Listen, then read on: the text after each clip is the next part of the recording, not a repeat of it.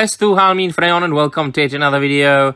In the midst of all the negative reviews of TV shows made by either Disney or Netflix, from Star Wars to Marvel Cinematic Universe, and on and on and on, there is one bright gem, my dear friends, that I urge you and recommend you to watch immediately, and that is Stranger Things Season 4.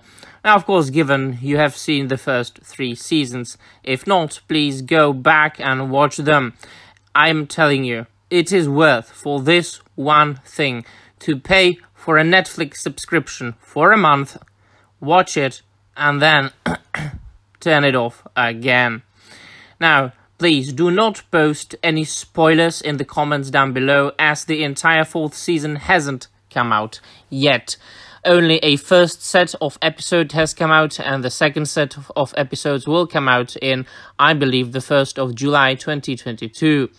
Now, for those of you who might have forgotten what Stranger Things is, the premise is very easy yet so original today, and it is basically about a group of kids who live in a small American town of Hawkins, and that town is in danger because there is a portal, a crack in reality, and that crack in reality, that portal leads to a different dimension, let us say, that is later dubbed the Upside Down, and that dimension is inhabited by dark and dangerous supernatural creatures that are later named by the children themselves, such as Demogorgons, and so on and so forth. And those kids are typical 80s nerd geek kids who enjoy playing Dungeons and Dragons, enjoy playing role-playing games, and they love fantasy and science fiction and all the great entertainment of the 1980s that was coming out at the time. And it is precisely because that show is set in the 1980s. I have never seen, my friends, or I haven't seen in a long time anything so original, anything so fresh, so refreshing. In the age of remakes and sequels and prequels and superhero movies, that has been overplayed, that has been overused, this cow has been milked maybe too much. We needed something like Stranger Things in a long time. Each and every one of the protagonists and the supporting characters is very well written. I don't know where they got the actors, but they are all fantastic. You can't see one piece of bad acting in the show, and that concerns both the kid characters and the adult characters. And we do, throughout the entire series, we do have some star actors, such as David Harbour in the role of Chief Jim Hopper. We've got Winona Ryder as Joan Baez. There was even a not that big of a role by Sean Astin, Samwise Gamgee from The Lord of the Rings. And we could be naming on and on and on. And what's so interesting about it is that one of those protagonists is an experimental kid that was given special supernatural telepathic and telekinetic powers, or superpowers, and she has been trained by Dr. Martin Brenner, who is being portrayed by Matthew Modine, to be basically a killing machine for the other side, for the enemy during the Cold War by the Americans. Now, fortunately, she escapes and joins the group of the geeks that enjoys playing those Dungeons and Dragons games. And at this very facility where she was growing up, well, she's still very, very young at the time of the first season, there is this portal to the other dimension, and it's starting to bleed into our dimension, into our world, and the monsters and the creatures are getting to our world. This is a parallel universe which is dark and grim, and everything is bad and sick inside, and is only inhabited by those monsters. And now in each and every season, the first season, second season, the third season, the evil gets worse and worse and worse. And it seems that each and every season the evil is defeated. But as has been, and now the spoilers of the fourth season are coming, as Dr. Sam Owens masterfully described, the evil from Upside Down is like a virus. You can defeat it, but it comes back stronger and even more evil.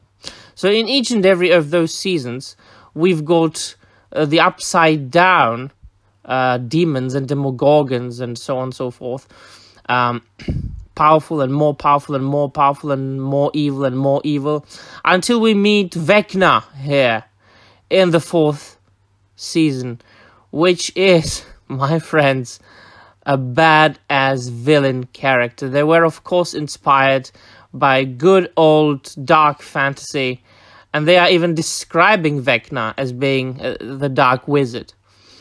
What I appreciate especially about everything from Stranger Things is, and that is the first and foremost reason why I love it, it's so well written.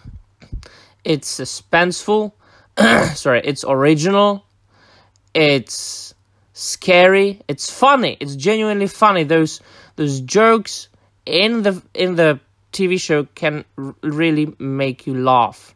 The kids are funny, the adults are funny, fantastic. The special effects and the CGI and the action scenes. I have seen some beautiful action scenes in the fourth season which were a million times better than all the action scenes in the first 2 episodes of Obi-Wan Kenobi, and that is shameful, because you would expect brilliant action scenes from a Star Wars TV show rather than from a dark science fiction, mysterious fantasy TV show that really resembles Twin Peaks, right? You wouldn't expect glorious action scenes from that. You would expect them from Star Wars, but no, there were no great action scenes in Obi-Wan Kenobi. And there is one more thing that I appreciate so much. There is absolutely no agenda whatsoever in the film. I always say that modern entertainment likes to bow down to the gods of inclusion, representation, and diversity, and that the storytelling and the writing intriguing characters is put into the back seat. Well, it is not so here. It is not so with Stranger Things. And first and foremost, it's very well written, and the cast then is very diverse, to the extent that you wouldn't expect it to be so diverse without pushing it into your faces. And that's what I love and appreciate about a show like this. And because, and this is also why many people love it, and this is also why I love it, the entire show, not only the fourth season, but all the 4 seasons, are brilliant in that they are set in the 80s. And the sets and the props and everything about the show is crafted and done so masterfully that you feel as if you were transported into the 1980s. There are cleverly put posters on the walls and action figures on the shelves and memorabilia elsewhere that refer to the films from that era. And as time progresses, as the 80s progresses with the show, there are new films and new books and comics popping up everywhere as the years passed. And not only that, all the props as far as food packagings and soda cans and other products and things from that age are there, reproduced to a certain extent that I believe that if I went to the set of one of these episodes, I would feel like I was transported into the 1980s. And I was talking about the action scenes, and I was talking about the great CGI, and I was talking about an original, truly original story. And I was talking about a good premise and very well-written characters. But it also has great romance.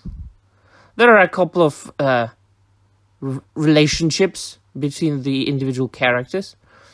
And they are so very well written, and they are so very well played, that it doesn't really look unnatural. It doesn't look as if the actors were playing it. Now, of course, these things should be obvious. These things should be given in a very good work of art, in a very good film or a TV show. And we were used to them way back then, when we were watching films and TV shows.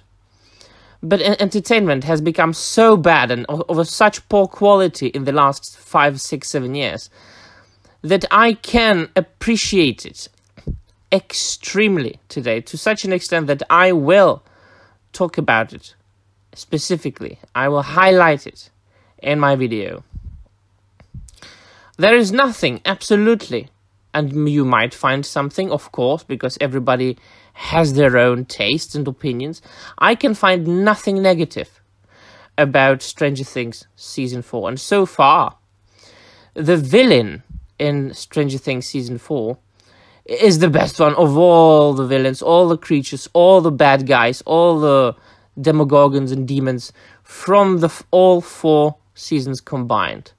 The Vecna, that guy, my friends.